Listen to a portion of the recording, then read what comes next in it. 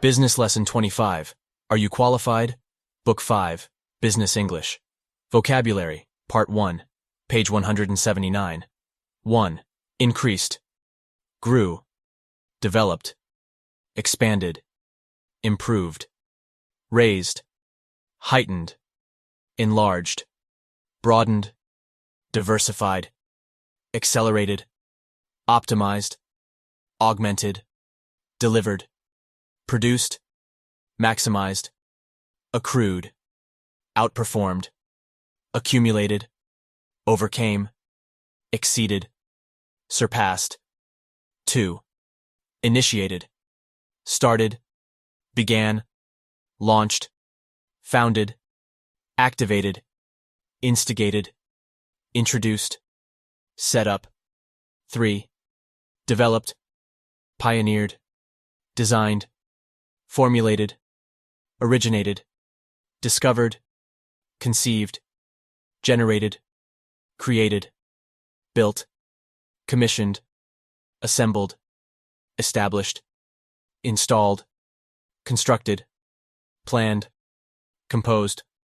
4. Enhanced, improved, developed, streamlined, standardized, tightened up, shaped, structured, edited, reorganized, updated, renewed, modernized, redesigned, modified, revamped, overhauled, rearranged, transformed. 5. Submitted, posited, presented, contributed, tabled, suggested, urged, served as, pitched, positioned, illustrated, related, recommended, advised, counseled, imposed, steered, outlined. 6. Mediated, interceded, reconciled, brought together, arbitrated, unified. 7. Restored, mended, repaired, stabilized, reinstated, corrected, returned, rebuilt, fixed, revitalized, renewed, revived, breathed life back into, rejuvenated, rectified. 8. Verified, confirmed, tested, checked, determined, authenticated, traced, proved, demonstrated, audited, inspected, reviewed, documented, substantiated, reconciled, corroborated. 9. Administered, ran, conducted, undertook to, processed, maintained, fostered, dealt with, implemented, enforced. Article Part 1, page 179. The purpose of a resume. A resume serves as a written advert. It states in a concise and precise manner the skills, abilities, qualifications, and experiences of the bearer. It gives a cursory and quick description of who you are. It markets you to prospective employers and tries to convince them to employ you. It is, in fact, an autobiography of your job history. The purpose of a resume is paramount because it serves as a forerunner before your employer gets to meet you in person. Therefore, there is a need for you to have a meticulous, chronological, and expressive resume. A good resume states the following purposes. It states your qualification in relation to the job you wish to secure. It states whether you have the requisite academic qualification. It states whether you have the requisite experience and skills. It states whether you have the requisite professional qualification. It states whether you are employable, and it states how you became aware of the job and the requirements. How to write a resume. A resume is an important tool for job seekers. It advertises and markets a job seeker. Therefore, it does not matter if you have the best professional qualification, skills, or experience. If you do not write and present your resume properly, it would deny you the opportunity of securing the job you wish to secure with the resume because you will not be present when interviewers will assess your resume to correct any errors or mistakes. A resume, unlike an interview, is like your forerunner. It announces you to the examiner or employers before they invite you for an interview. If only your resume impressed your interviewers. The length of a resume. Your experience and educational qualification determine the length of your resume. There is no conventional length for a resume. However, there is a need for a resume to be concise, precise, and simple. When a resume is short, concise, easy to read, it impresses an employer to go through your resume without stress. Remember that an employer will have a lot of resumes to read and would appreciate it if your resume were very simple, well-formatted, chronological, short, and concise. Therefore, 1 or 2 pages of a resume are best, but 3 pages will suffice where necessary. Take, for instance, where you have a long history of academic qualifications and experience. Ensure that your resume is simple and free of unnecessary facts. The format of a resume. There is no conventional format for a resume. The important thing is to include the necessary information in the resume. Sometimes the job you wish to apply for determines the format you will use. The following includes the information a resume should contain. Personal details. Object statement. List of skills. Career summary. Educational qualifications. Employment. History. Employment experience. References, referees. Different resumes for different jobs. It is important to prepare a resume for every job you seek to secure. Therefore, different jobs require different resumes because every job in particular has its peculiar requirements and terminologies, which employers want to see in your resume. Prepare a different resume for different jobs to make provision for requisite skills, terminologies, and experiences. Therefore, a resume may be short or long depending on the job you seek to secure. Sometimes, job ads request that applicants should provide specific information, which may vary from the format stated above. Personalizing a resume. Personalize your resume by relating your opening statement, educational qualification, experience, and skill to the job requirements. List your most skills that relate to the job first, as well as your achievement. You need to include the requisite terminologies or keywords in your resume. Take, for example, a resume for a job opportunity in a hospital that will not have the same content as a resume you use to apply for a job in the medical field. The format of a resume. Personal details. Your personal details include your name, residential address, this may not be necessary in all cases, email address, and a contact phone number. Some recruiters work with recruitment software, which does not read the information in the headers or footers, so it is advisable to avoid placing your personal detail in the header of a resume. However, ensure that your resume begins with your name because some software saves a resume with the first word on the resume. In addition, some employers may discard your resume if they find out that your name is not the first word on your resume. Object statement. An objective statement is a statement at the beginning of a resume, which gives a brief description of you. It states your academic qualification, work experience, and qualification for the job. It is usually about 5-6 lines long and should be written in first-person sentences without the use of I. The object statement describes you in relation to the job, why you are the right person for the job, considering your experiences and qualifications, and how you will contribute to helping the organization achieve its goals. Skills. You should include your skills in your resume. Such skills could be certified skills, technical skills, or skills acquired through experience. It is very important for your skills to relate to the job you are applying for, especially where the advert for the job requires applicants to possess specific skills. Your skills should also contain a list of your technical skills.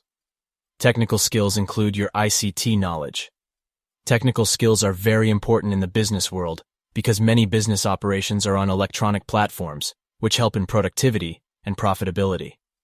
The following are examples of technical skills, which you can have: Microsoft Office, graphic design, web design, development of Excel, programming languages, educational history. This information provides the employers with your educational qualification, which includes the highest level you attained in your educational pursuit. Some organizations place preference on candidates with higher educational qualifications over others, whereas other organizations place experience over educational qualifications. However, the nature of the job determines the preference for experience over educational qualification and vice versa. Take, for instance, no degree of experience would make a candidate have an edge over an educated expert in the medical field. It is not necessary to include your result unless it is so required in the job advert.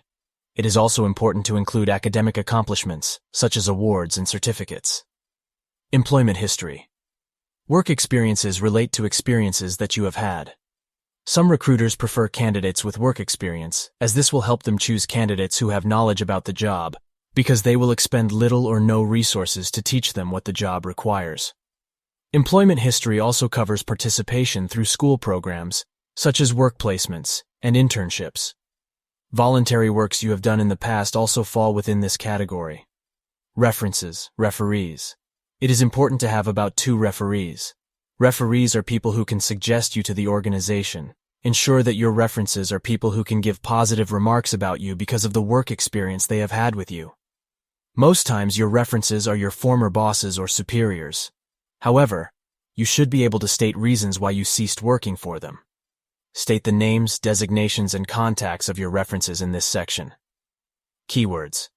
As earlier stated, you should stick to keywords, which are words that are peculiar to the job you seek to secure. Some recruiter use software that assesses your resume based on the number of keywords it contains. You can decipher these keywords from the job advert or the company's website. To make sure your resume has the right keywords and phrases, check out the job advert and make a list of keywords and phrases it uses. If you do not have a written job ad to refer to, you can use a job search engine to find other ads for similar jobs and see what kind of keywords those ads use. Make sure to add the keywords in the right places on your resume. Such places include the opening statement, educational qualifications, employment history, skills. Study skills, Part 1, page 182. Business phrasal verbs, 1. I was called in, asked to do something, by my boss. 2. I need to catch up, do something that should be done, with my emails. 3. We are putting in, give, hours and hours. 4. They won't give up, abandon their demands. 5. We shouldn't give in, surrender to bully tactics. 6. Do you think they picked up, received the message? 7. I will need to get back to you, reply, on that. 8. Can we work something out? Agree, here? 9. I agreed to step in, take their place, for my boss. 10. You need to run this by, tell the client. 11. Who set this up? Arranged. 12. My colleague said they would put in a good word, say something positive for me. 13. That team always stick up for, support each other. 14. I don't know who to turn to, get help from. 15. You can always count on, depend on me. 1. A new team of detectives were called in to conduct a fresh inquiry. 2. He's lagging behind a bit. I think we'd better wait for him to catch us up. 3. If I put in some extra hours today, I can have some time off tomorrow. 4. You'll never guess the answer. Do you give up? 5. After a heated debate, the employers gave in to the union's demands. 6. The nurse had picked up the information from a conversation she overheard. 7. I'll get back to you later with those figures. 8. We're trying to work out how to finish the project. 9. An outside buyer has stepped in to save the company from going out of business. 10. I would like to run some ideas by you before we agree on the deal. 11. We need to set up a meeting to discuss the proposals.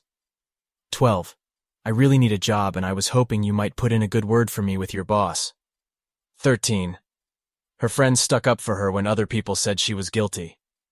14. There are plenty of people you can turn to for advice. 15. I'm counting on the meeting ending on time, or I'll miss my bus. Role Play, Part 1, page 182. Dealing with customer complaints. Situation 1. You are a customer who has bought a very expensive machine, but after 3 days, you notice that the machine is making a terrible noise, and you are worried that something bad will happen to either the machine or those working on it. On top of this, you have been trying to get hold of the salesperson who sold you the product, but constantly gets his answer machine. You are angry, as this machine was only installed 2 days ago, and you have had to cancel various areas of production because of this.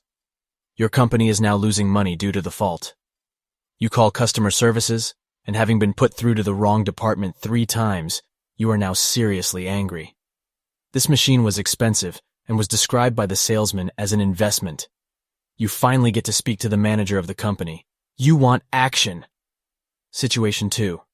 You are the manager of an important manufacturing company, and you have had a very busy day. You are just about to take a well-earned lunch break when the telephone rings. It is the receptionist who tells you that this is a call you must take as the client is very unhappy and is threatening to sue. You listen to the customer's complaint and realize that this is another of one of the many problems one of your sales team has created. If your boss finds out, it will be more trouble for you, and any chance that you have of a promotion that year will disappear. You need to try and resolve this problem quickly and quietly as possible. If you are lucky without your boss finding out.